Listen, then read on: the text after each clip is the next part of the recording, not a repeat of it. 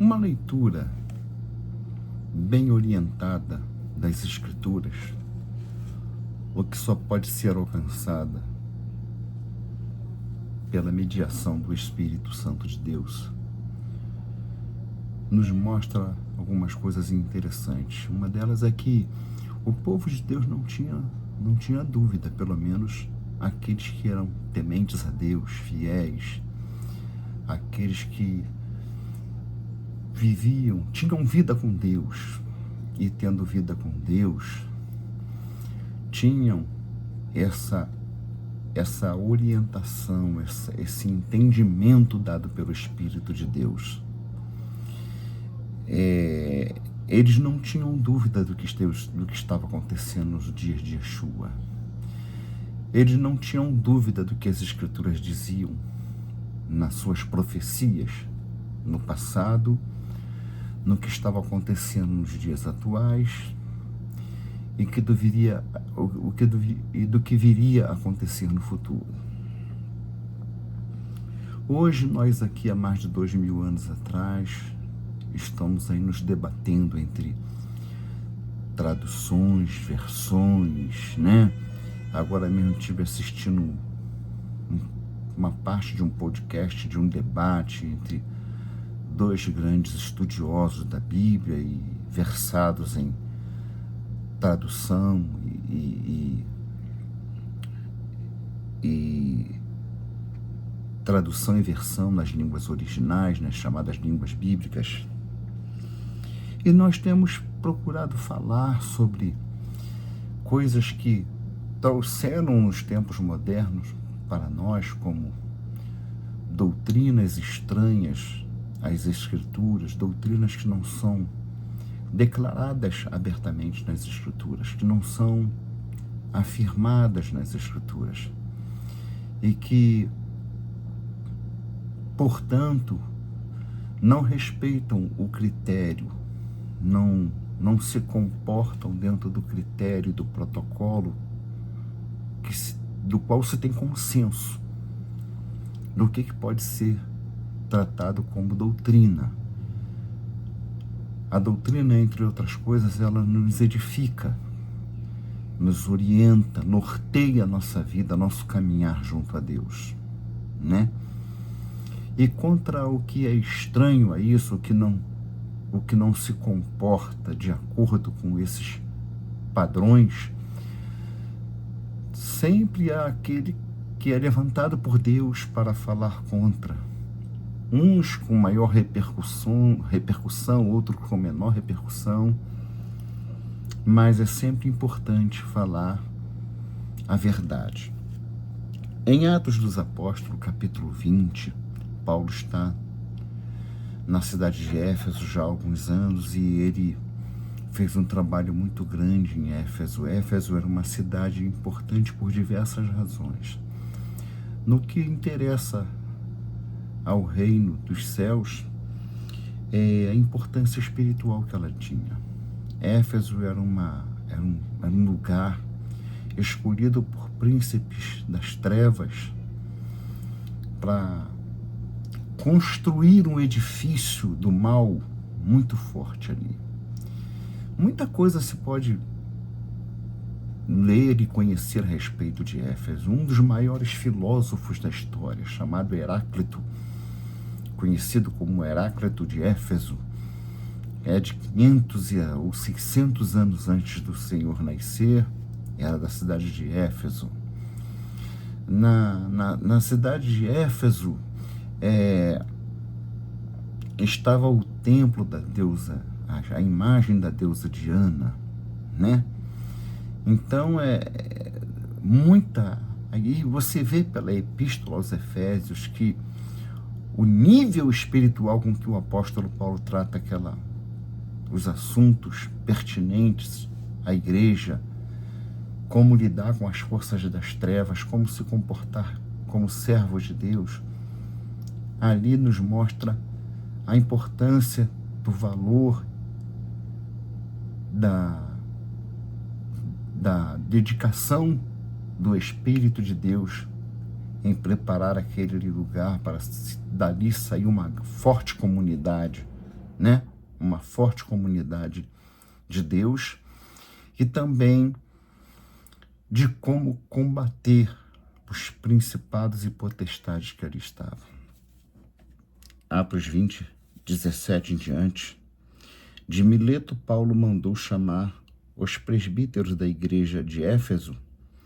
Quando chegaram, ele lhes disse: vocês sabem como vivi todo o tempo em que estive com vocês desde o primeiro dia em que cheguei à província da Ásia. Servi ao Senhor com toda a humildade e com lágrimas, e sendo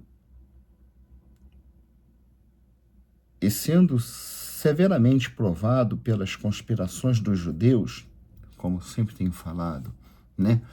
Por onde iam os servos de Deus nas décadas e nos primeiros séculos para proclamar e implantar células, comunidades do reino. Ali estavam os judeus, inimigos de Deus, satanistas, servos de Satanás, não escravos de Satanás. E é importante que se faça bem essa diferença. O escravo de Satanás é aquele que está aguilhoado, está preso contra a sua vontade. O servo não, é aquele que serve com prazer, que dedica a sua vida, seus bens, seu esforço, todo o seu empenho em favor do que é do interesse de Satã. Vocês sabem que não deixei de pregar a vocês nada que fosse proveitoso, mas ensinei tudo publicamente, e de casa em casa testifiquei. Não é de igreja em igreja, não, de casa em casa. E testifiquei tanto a judeus como a gregos que eles precisam converter-se a Deus com arrependimento e fé no Senhor Yeshua.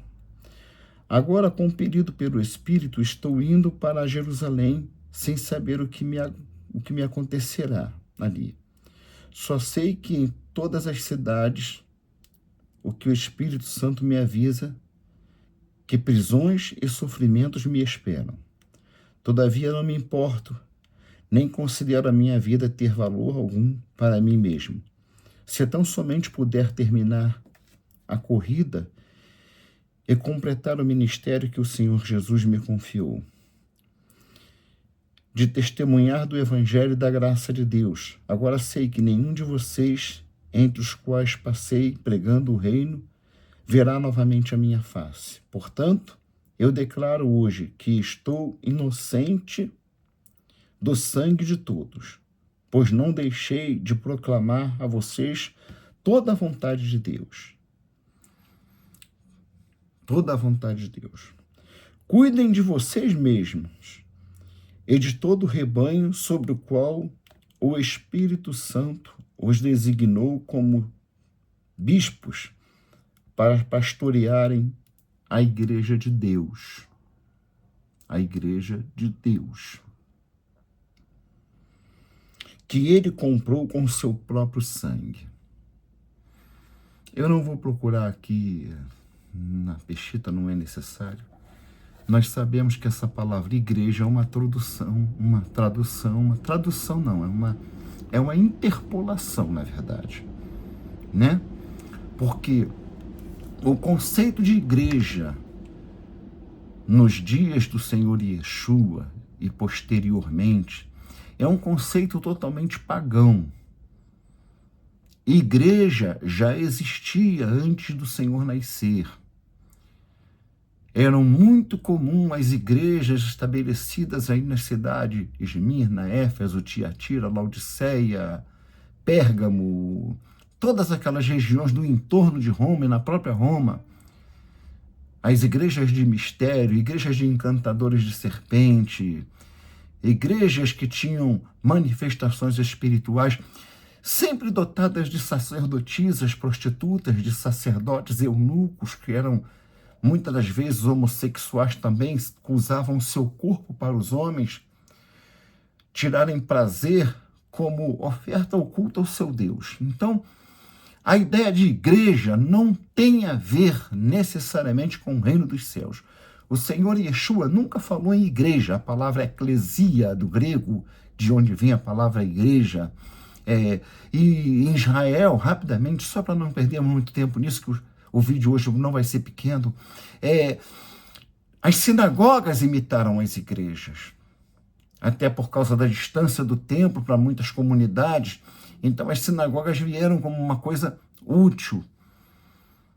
Mas a ideia do reino dos céus, implementada pelo Senhor Jesus, é a ideia de pessoas se reunindo, pessoas em comunhão no dia a dia, não só num dia da semana, não só no Shabat, não só no domingo, mas todos os dias, as comunidades tinham que ser feitas principalmente de pessoas que residiam próximas umas das outras, para possibilitar essa comunhão cotidiana,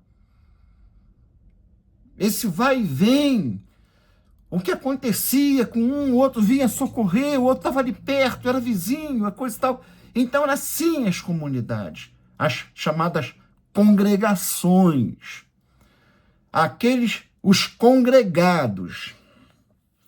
E aqui nós encontramos uma passagem que fala que a igreja, é claro, você vai encontrar Bíblias que a tradução diz a igreja que Deus comprou com o sangue do seu próprio Filho.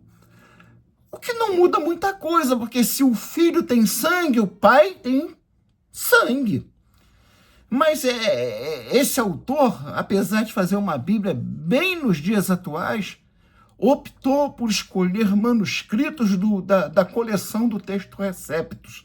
E eu achei isso muito bom, muito, muito importante e muito louvável da parte de Luiz Saião, que é o autor dessa Bíblia que eu tenho usado. A NVI 2011, Rota 66, é o título da capa. Então, nós vemos aqui que o texto, o apóstolo Paulo, não fala de nenhuma trindade, não fala de nenhuma tríplice, uma manifestação de tríplice pessoas. Ele fala apenas do Espírito de Deus atuando no coração dos homens, dos líderes e do povo, e que esses homens, orientados por este Espírito, cuidassem da igreja de Deus. Eu espero que Deus me dê sabedoria e oportunidade de um dia falar sobre por que Deus e ao mesmo tempo Deus Filho e ao mesmo tempo Deus Pai. Ah, mas você está maluco? O Senhor Jesus falou, o meu Pai que está no céu, e orou o Pai dele, então ele estava orando a ele mesmo? Sim, ele estava orando a ele mesmo. Nós estamos falando de Deus. Se você for viver tratando as Escrituras, comparando a revelação da Bíblia, ou tratando a revelação bíblica, dentro das realidades materiais, dimensionais, dentro de uma visão tosca, de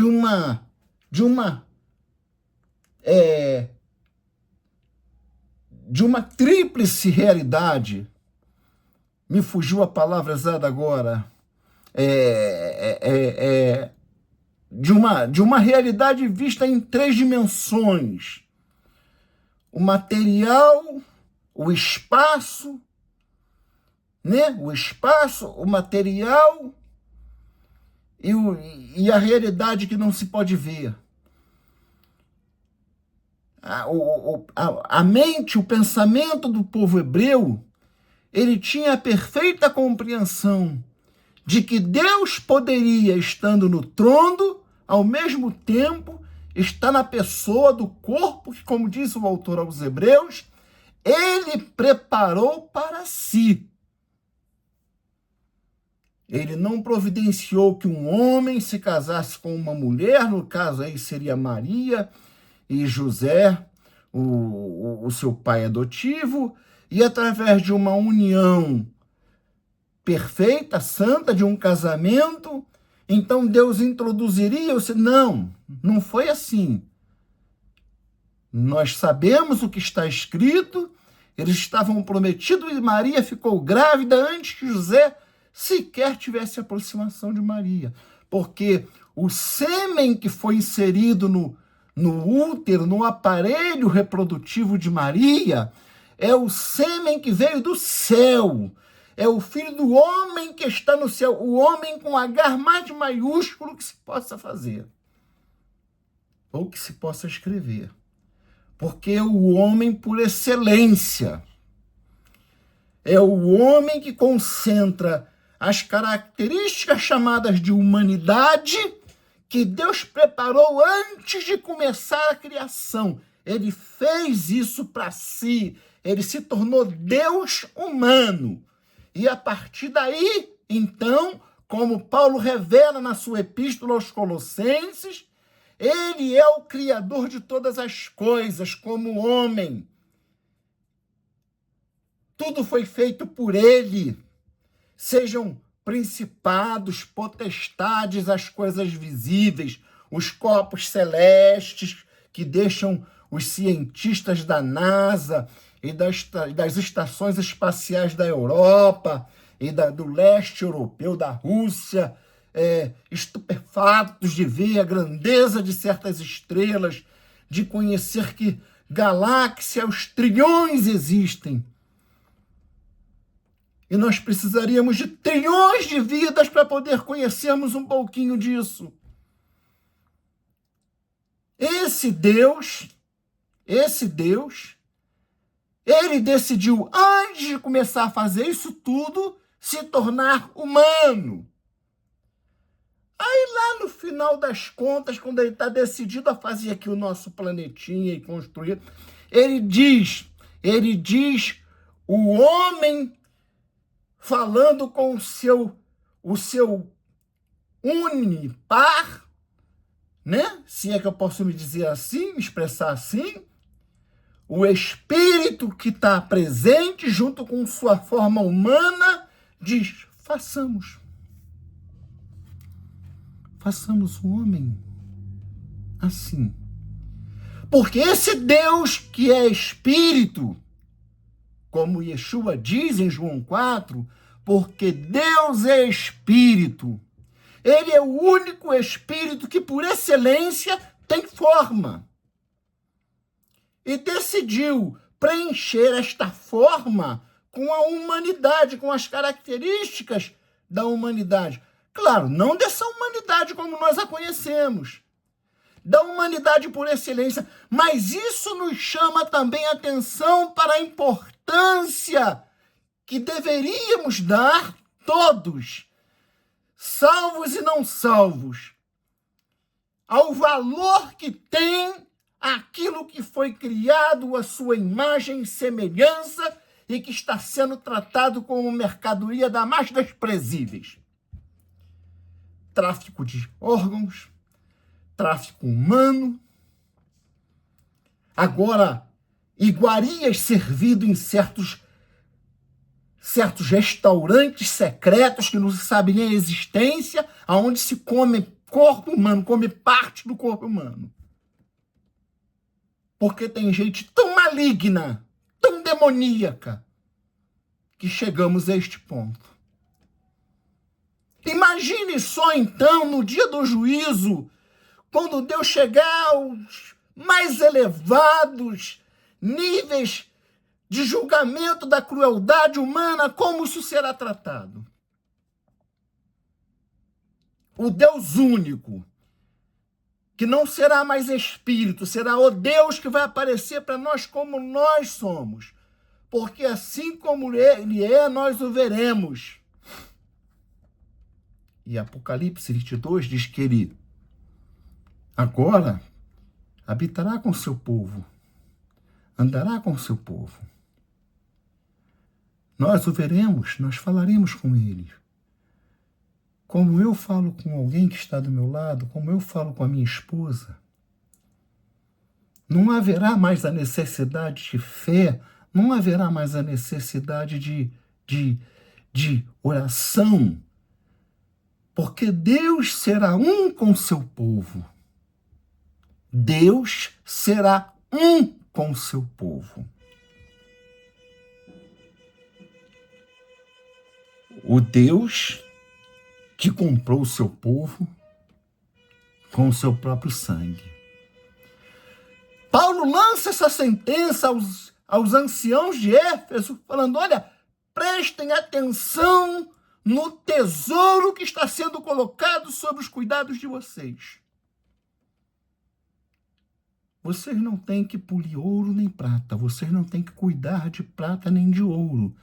Vocês têm que cuidar da coisa mais importante do universo, mais importante da criação, que é o rebanho de Deus, que ele se fez homem e com seu sangue santo e puro resgatou o seu povo para si.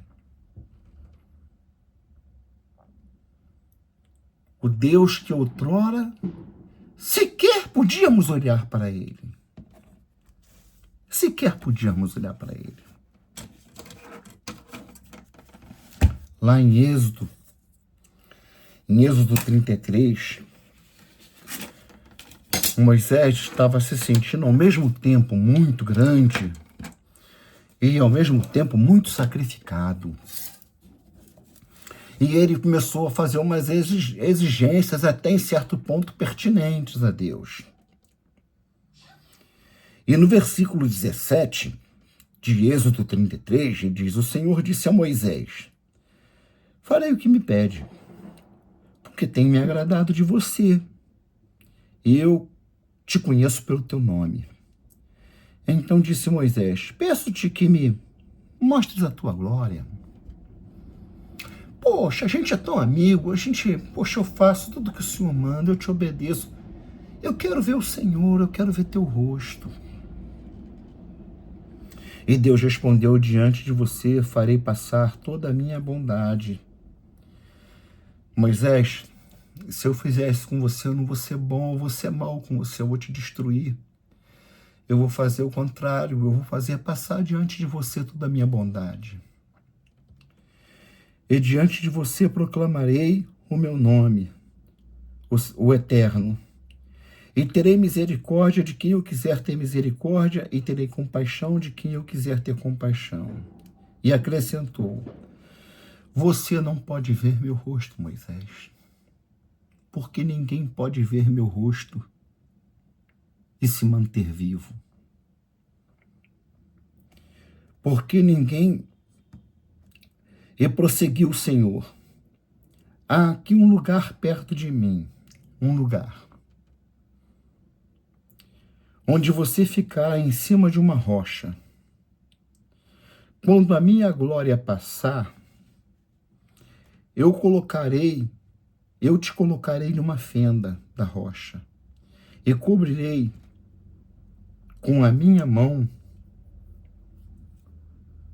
te cobrirei com a minha mão, até que eu tenha acabado de passar. Assim que eu acabar de passar por você, eu vou estar protegendo você, para você não ser destruído. Então tirarei a minha mão, e você verá as minhas costas, mas a minha face ninguém poderá ver. Esse Deus, o Deus cujos os maiores poderes criados, os seres mais poderosos, ao se aproximar do seu trono de glória, curvavam as suas cabeças, muitos até se encolhiam. Os serafins, que são seres dotados de 6 poderes que se manifestam nas suas 6 asas, e cobrem os seus pés, porque sabiam que um dia aqueles pés de quem eles estavam diante caminhariam pela terra e seriam os pés gloriosos. Então eles não podiam fazer com que os seus pés suplantassem em glória os pés daquele que um dia seria humano. eles cobrem os pés e dizem, não é os nossos pés, é o teu.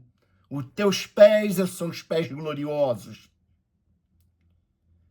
E com 2 asas ele cobre a sua face, porque diz, essa face que um dia será ensanguentada, terá a cabeça cravejada de espinhos, esbofeteada, rasgada de tanta chibatada que vai pegar no teu rosto. Ela é a verdadeira face da glória. E cobriam seu rosto com 2 asas e com 2 voavam.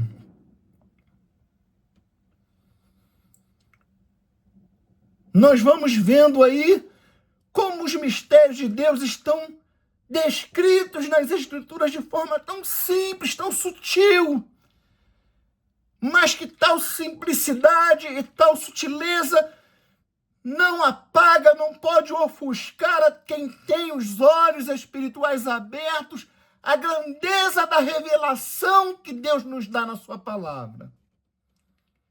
Não precisamos de invencionice. Não precisamos de trindade. Afinal de contas, para que serve a trindade? Ela salva? Existe alguma passagem dizendo que alguém foi salvo pela trindade? Que crendo na trindade sereis salvos? Ela edifica?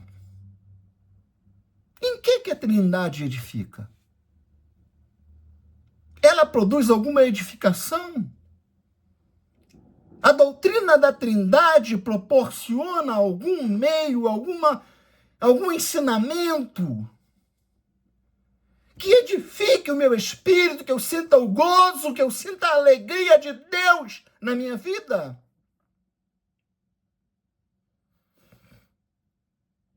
A trindade guarda, ela protege.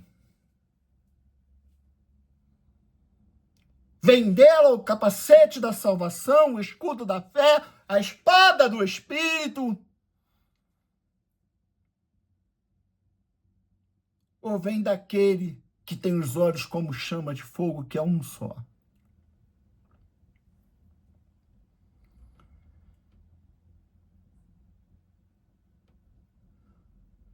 O maior tesouro de tudo que Deus criou. Eu não tenho nenhuma luneta, eu nunca olhei a não ser com meus olhos os céus e fico encantado. Eu imagino como não deve ser contemplar o cosmos, ou o que se pode ser contemplado com esses telescópios, essas máquinas. Mas nada disso se iguala ou suplanta a grandeza da criação disto, do ser humano. E o que é mais desprezado? Satanás se empenha em 2 coisas em toda a história: deturpar ou destruir a palavra de Deus.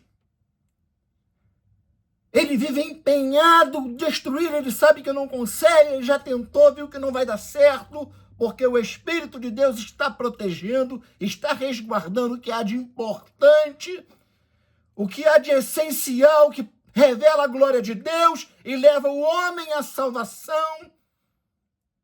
Isso está cercado de tal forma que ele não tem o que fazer. Ele pode adulterar uma palavrinha aqui, nas margens, na periferia.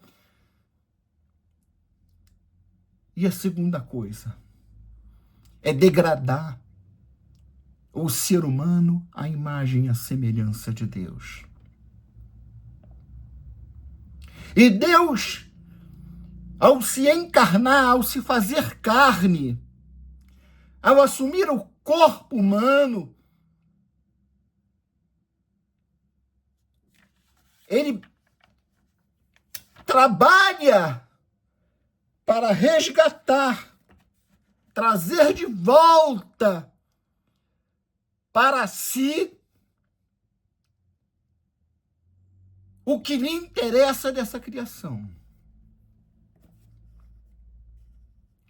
Até porque, cada vez mais, vamos estar conscientes de que nem tudo que tem cabeça, tronco e membro e anda por aí falando, trabalhando, pegando trem e ônibus é ser humano. Tá cheio de demônio, nascido do útero de mulheres, que ao invés de ser inserido ali um espírito humano, entrou um espírito maligno. Porque que outra explicação se daria para pessoas tão ruins, tão cruéis, tão perversas? Seja na esfera política, seja na medicina, seja no crime. Uma crueldade jamais imaginada. Seria isso humano? Para os maus, a imagem e semelhança de Deus, a maldade tem limite. A maldade tem limite. E ele veio pessoalmente, assumindo a forma de um homem, para tomar o controle exatamente aonde o homem lá no Éden, feito a sua imagem e semelhança, perdeu esse controle. Ele veio tomar o controle e trabalhar para resgatar a sua criação. Eu vou dizer uma coisa aqui agora que eu nunca ouvi de ninguém. Toda a criação, toda, não só o ser humano, não só as árvores, os rios, o mar, os mares, os animais da terra, mas toda a criação que está nos céus e na terra dependem da sua salvação através da restauração que Deus começou pelo homem.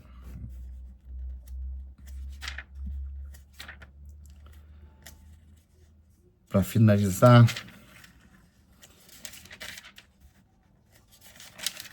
eu quero estar lendo aqui no capítulo 7 de Lucas um pequeno trecho.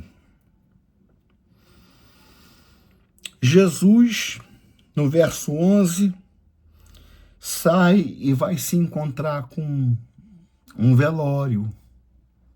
Um enterro, na verdade. Velório não é bem enterro, um enterro. Uma viúva, uma comitiva grande de pessoas lamuriosas vão levar, junto com uma mulher, para ser sepultado seu único filho, na cidade de Naim. E logo em seguida, os discípulos de João Batista chegaram para Jesus com uma mensagem de João. Eles perguntam, João manda te perguntar, você é aquele que nós esperávamos ou devemos aguardar outros? E então o Senhor faz milagres, opera maravilhas na frente daqueles homens e manda que eles voltem a João e digam a João que eles viram e falam para eles, olha, e diga a João, os mortos são ressuscitados, os leprosos são curados, cegos veem, os aleijados andam. E bem-aventurado aqueles que não se escandalizam em mim. E aí ele começa a falar de João. O que vocês foram ver no deserto? 7:24. Um caniço agitado pelo vento? Ou o que foram ver? Um homem vestido de roupas finas? Ora, os que vestem roupas esplêndidas se entregam ao luxo, estão nos palácios. Afinal, o que foram ver? Um profeta? Sim, disse Yeshua sobre João. E eu digo a vocês, é mais que profeta. Este é aquele a respeito de quem está escrito: Enviarei o meu mensageiro à tua frente, e ele preparará o teu caminho diante de ti. Citando Malaquias 3:1, que diz que Deus viria à terra e que levantaria um mensageiro, uma voz do que clama no deserto para falar diante dele. Ou seja, aqui o Senhor se assume claramente, de forma bem discreta, como o Deus único e verdadeiro. E Yeshua está falando aqui. Você pode conferir isso lá em Malaquias 3. Estava até separado aqui. O último livro antes de Mateus. Malaquias 3:1. Malaquias 3:1. Vejam, eu enviarei o meu mensageiro, que preparará o caminho diante de mim. Quem está falando aqui? Deus. Que preparará o caminho diante de mim. Não é diante do meu enviado. Não é diante do meu profeta, diante de mim. E então, de repente, o Senhor que vocês buscam virá para o seu templo. O mensageiro da aliança, aí entra a esfera humana, aí entra o homem, a sua forma humana. Aquele que vocês desejam virá, diz o Senhor dos Exércitos. Mas ele fala claramente. Enviarei o meu mensageiro, que preparará o caminho diante de mim. Ele aqui diz,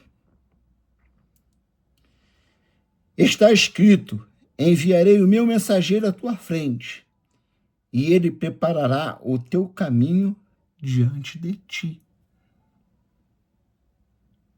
Não precisa de nenhuma doutrina de trindade. Essa invencionice que ficaram pegando retalho de um versículo da Bíblia aqui, um retalho do versículo de um texto lá do Antigo Testamento, e juntando e formando ideias na mente ocidental, com a sua forma ocidental de pensar, e criaram uma coisa que sacralizaram sobre a ameaça de excomunhão, quando se pensava que se o bispo mor, o santo vicário, o santo pontífice disseram, você está fora, a pessoa se sentia lançada no inferno. Tempo de cegueira, tempo de trevas, tempo de ignorância. Nós não vivemos mais no tempo da ignorância, nós não vivemos mais nas trevas. Nós não vivemos mais nas trevas. Nós temos que olhar e ver as Escrituras com os olhos do Espírito Santo de Deus, que ele nos envia para nos ensinar.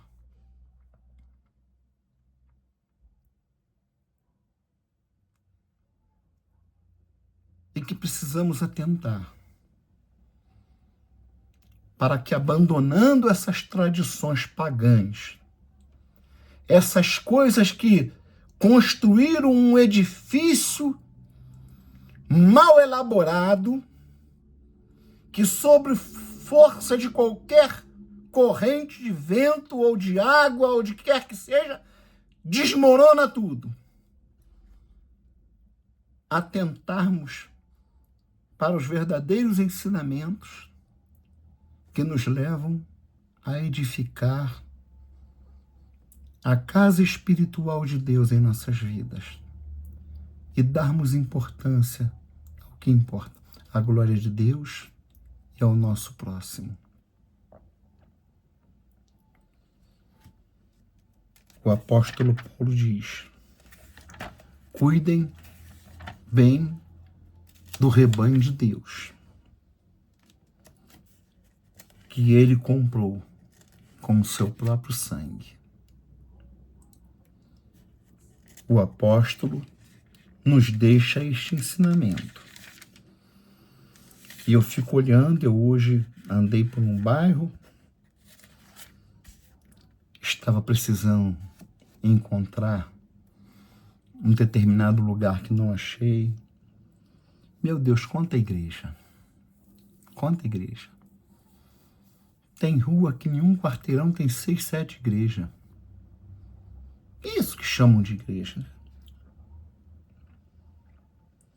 Cuidem de vocês mesmos e de todo o rebanho sobre o qual Ruach Kadosh, o Espírito Santo, os designou como líderes, como mestres, como bispos, para pastorearem, para apacentarem a congregação de Deus, a qual ele comprou com o seu próprio sangue. Um bom domingo, que Deus abençoe você. Se essa mensagem comunicou algo de bom a você, curta, comente e compartilhe, tá bom? Um bom domingo.